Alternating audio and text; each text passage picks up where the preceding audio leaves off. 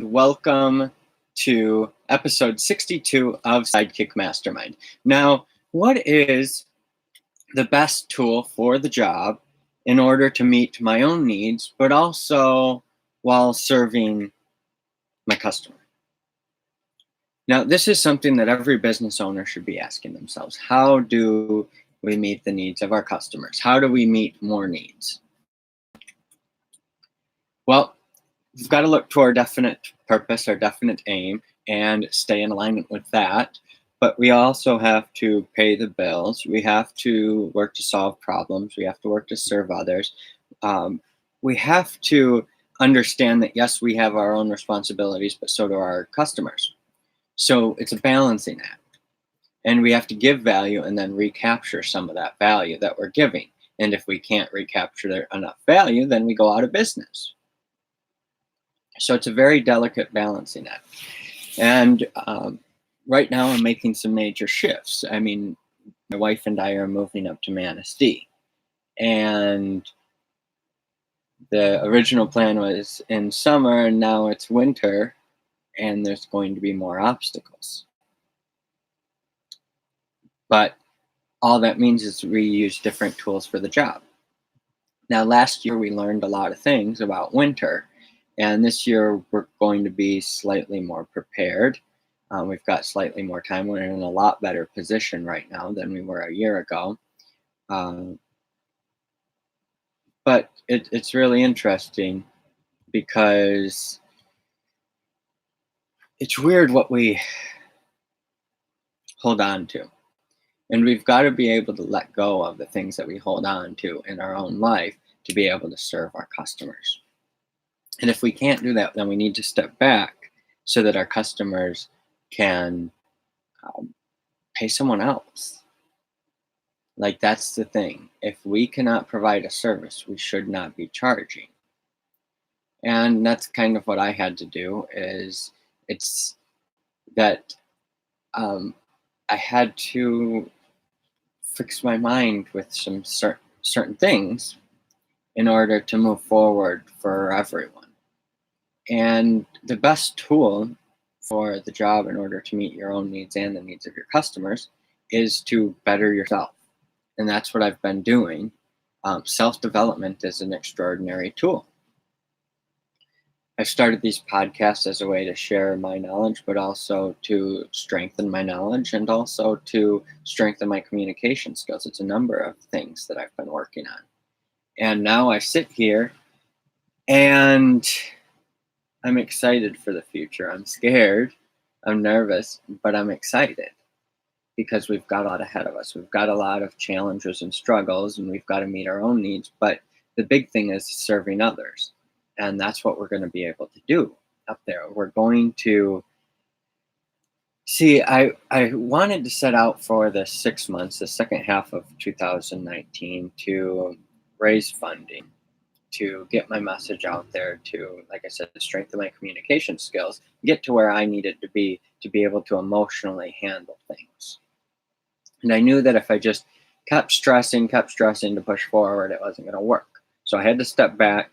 And while I did a very selfish thing of focusing on my own podcast, my own things, instead of customers' things,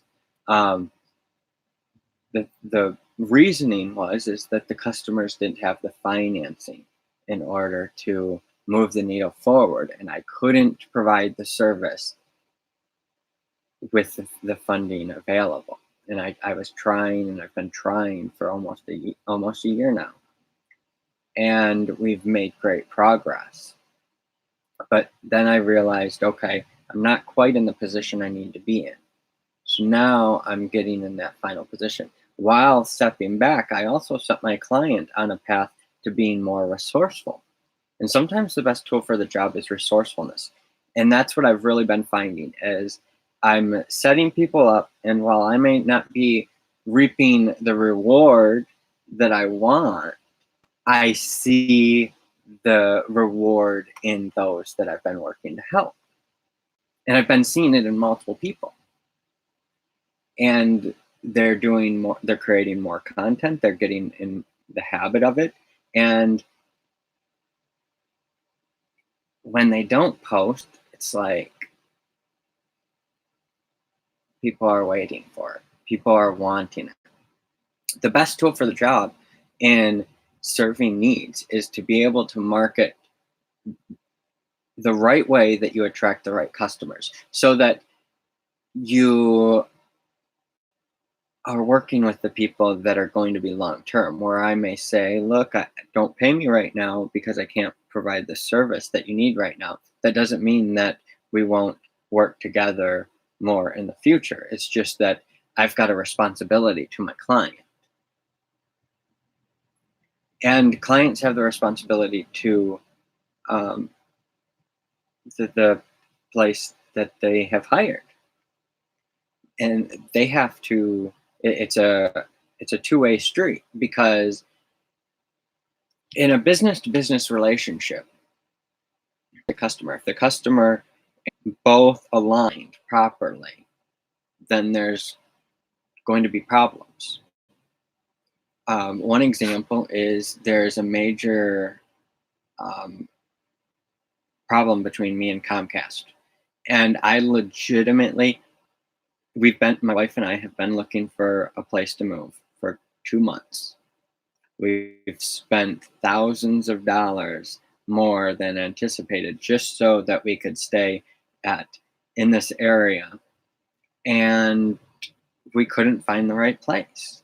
Well, we can find many of the right places for much cheaper in Manistee, and that's where we wanted to be anyway. That's where we were supposed to be. So it's kind of forced us to move there. She just didn't want to leave her job because we've been working really hard for this, both her and I, because I intend on developing 100 acres next to two of the hotels that her employer owns. But I'm going up to Manistee, raising funding, starting some things, and then I'm going to come back here and hopefully be able to develop that property before someone else does. Now, it's been 7 years, and still no one has developed it since I had I had planned on it before that even. So, ultimately, this property has been available for, I believe, since 2010 is when I first found out about it and wanted it. I found out about it before that, but then a deal had fallen through. And now my vision and my mission is to help feed, house, and empower 1 billion people by 2049, over the next 30 years. It's to help feed, house, and empower the people to live, work, play, love, learn, and pay it forward for global happiness, health, and selfless abundance. It's not just about these 1 billion people, but I need to remain humble in this vision. And that's legitimately the reason. I don't want to be so ambitious of taking over the world. I don't ever want that to be my mission or goal. The mission is to feed, house, and empower people. And by 2049, that'll be about 10% of the people on the planet. And I was listening to this Joe Rogan podcast, and it was between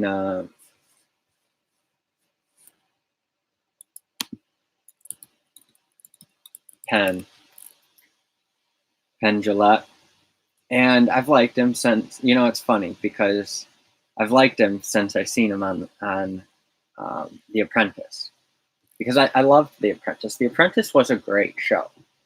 Anyone that says that the Apprentice wasn't a great show, I don't think watched it. Because you got to see people. It was a reality TV show. And people love reality TV shows, for one, because it's real people.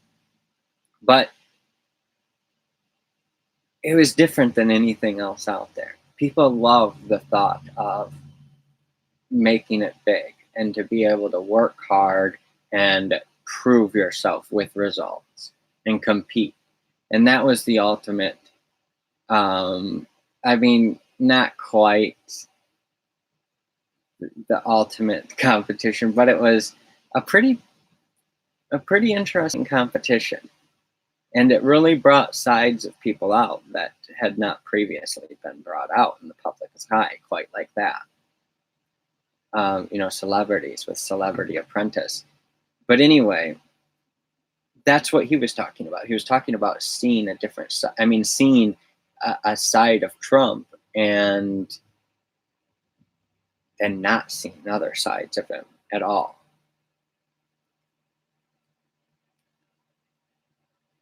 It's weird because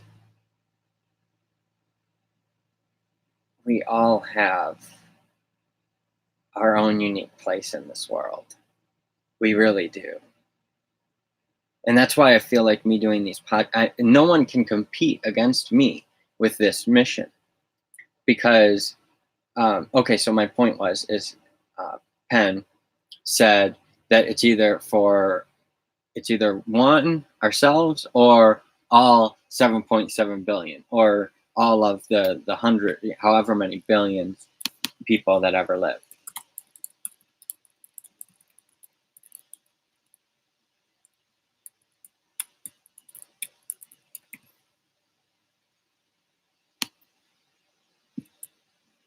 How many people have ever lived on Earth? Okay, so more than 108 billion members of our species have been born. That's what he had said as well, Penn. So it's either one or all. And I think that we really need to think about ourselves that way. It's either us as one or all. Are we independent, selfish, or selfless? No self, or 108 billion. And I mean, it'll be 110 billion by 100. I mean, by 2049, 110 billion. That's incredible. So either one person or 110 billion people. Well, this is for 110 billion people because, not to get religious, but let's just think about this. Now, my wife has always believed the Jehovah's Witness ideology. And what that is basically that not that we're going to heaven, but that there is a resurrection for all those that have died, basically. And we have the opportunity, I guess, to die forever or, live forever in paradise, on a paradise earth. And it's weird because, that all these ideologies are slightly similar.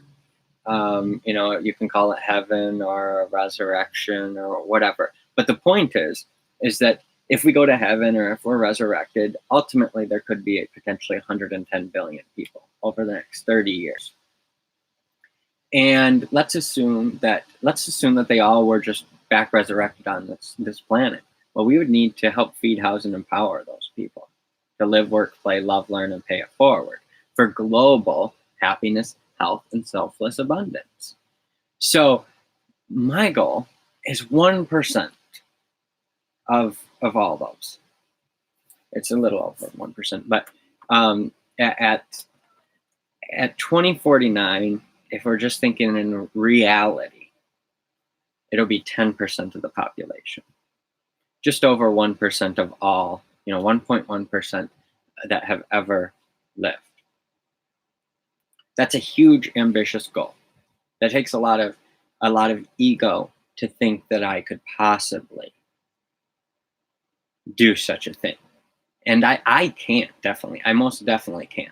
There's a small part of me that thinks that I could die in the next few years, within the next 3 years, potentially. I mean, on the path that I am on, there is the potential for death in that time. And my goal is to offset that, give me another 30 years.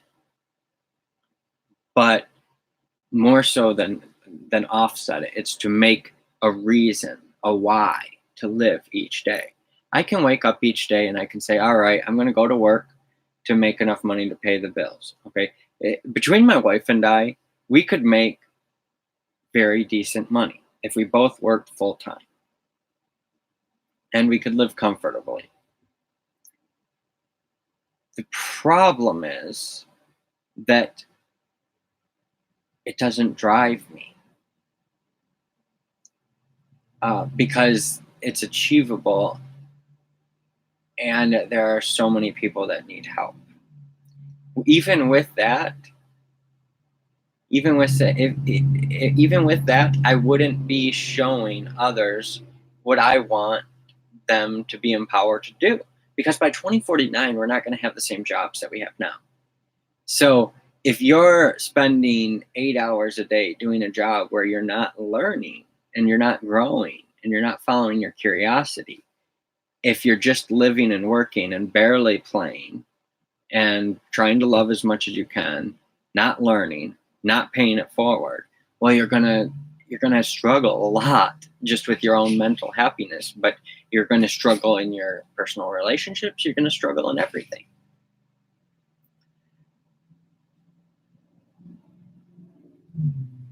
So I want to help people understand how to live, work, play, love, learn, and pay it forward. I want to inspire others to do that. I want to inspire my kids to go after their dreams and understand, yes, you do need to pay bills. And sometimes one partner in a relationship works and the other one doesn't. And that's the thing. There was a time when I was working a lot of hours and my wife was working almost none. And now it's reversed. And the thing is, it's not that I'm not working hours. I'm working from the time I wake up to the time I go to sleep.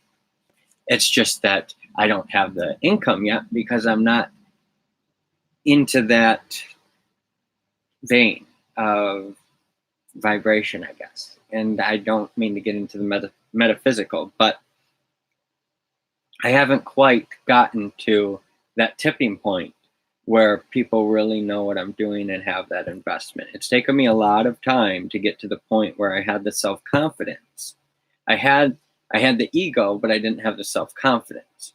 And in turn, that was actually edging God out. It was edging oneness out. It was edging giving out. It was edging my destiny away.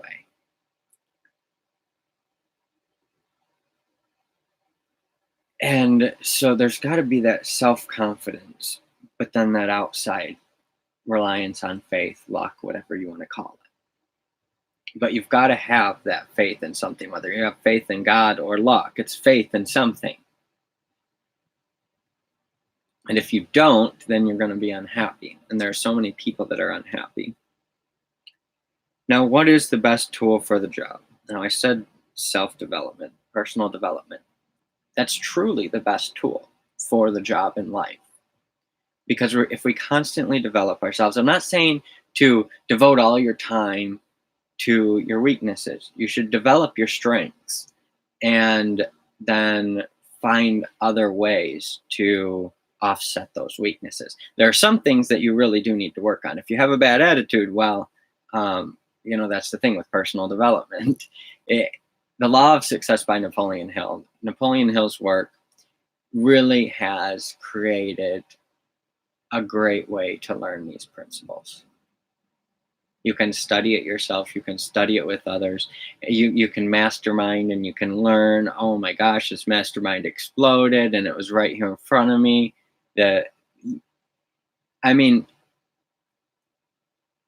Since I've decided to take control of my life and really focus on, I needed to get these videos out because I can do one video and I can tell this same story to now thousands, millions of people. And then in turn, they can tell others, and then they can get their own self-confidence to build their own community. Because literally, you can build your own community. You can build your own village. Think about that. Watch Wild Wild Country. Take out all the craziness. And think of just feeding, housing, and empowering 1,000 people to live, work, play, love, learn, and pay it forward for happiness, health, and selfless abundance. Now, I need 1,000,000 people to do that. I need 1,000,000 people to build a village of 1,000 people. And if you get 1,000 raving fans, you build houses for 1,000 people, build the infrastructure for food, for housing, for being able to work, live, play, love, learn, pay it forward, all those things. I'm not saying you're going to do it all alone. I'm saying that the seed in your mind can help you attract the 1,000 people to do it together. Not in the wild, wild country sense. That's why I want to do this in the way that I'm doing it. Because we're attaching to other communities and we're grouping the villages into city infrastructure. So that if something goes awry and this group of 1,000 people start talking crazy, we can help keep things in check so that a Hitler type doesn't come into existence. Because there's a fine line. And we're almost seeing it now. We're not quite the place where it's that people compare Trump to Hitler, but it's that it's so close.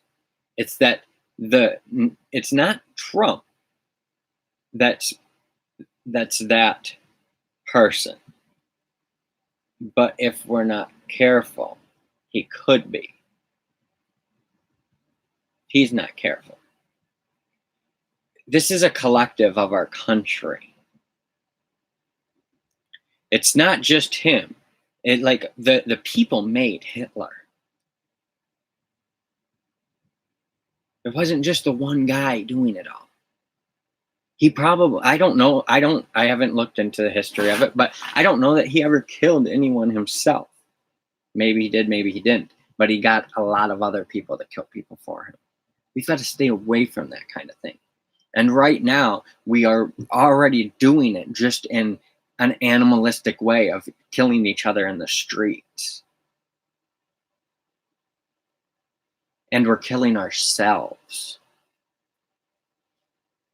Through drugs, through actual physical suicide, deciding this is it, I'm done, and committing suicide that way.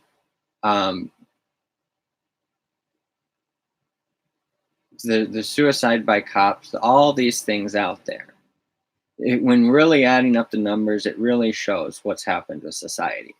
Now, there was about 16 million people on Adderall 7 years ago, according to Joe Rogan. I haven't looked into the statistic myself. How many people are on Adderall?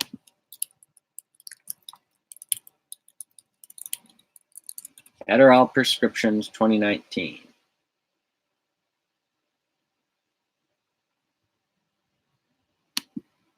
Okay, here we go. Here is a CNN.com report. Young people on amphetamines for ADHD have twice the psychosis risk compared to other stimulants.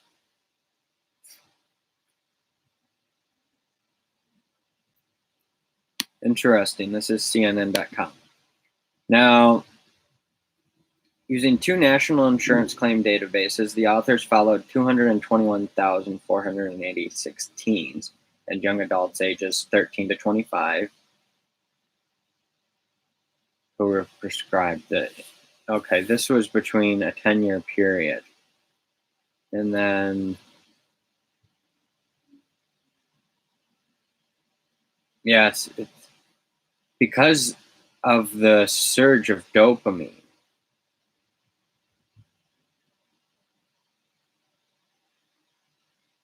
With high potency cannabis. So you've got to think about what's the benefit of the medication versus the risk. It's benefit versus risk. Read the article yourself. I should have researched this. I didn't know I was going to talk about this. But I guess they said 16 million people had Adderall prescriptions in 2012. Now, if 5%, 1 in 20 is on a prescription, how many people are not on a prescription? Designer Vicky Brunette is in the prime of. Okay. Shut that off. I apologize, got to plug this in.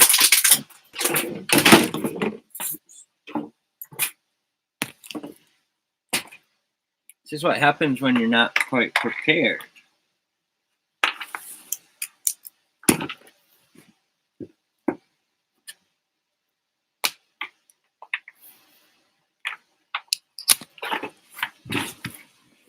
All right.